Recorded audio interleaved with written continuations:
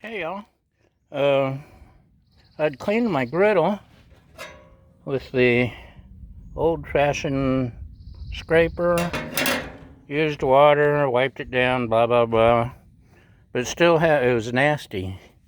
Some of the stuff I've been cooking lately just wasn't, the regular cleaning wasn't getting it. So I ordered this Cuisinart ergonomic scraper off of Amazon so I could get a good cleaning. And this was after I did the regular cleaning. I just did one or two scrapes, and look at that. So it's not something you want to do every day, but once your griddle's really nasty, you may need the little extra oomph.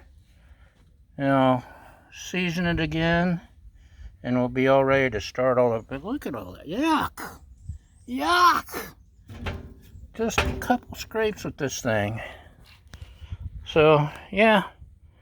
That's all we have for today's special episode. Thanks for watching again.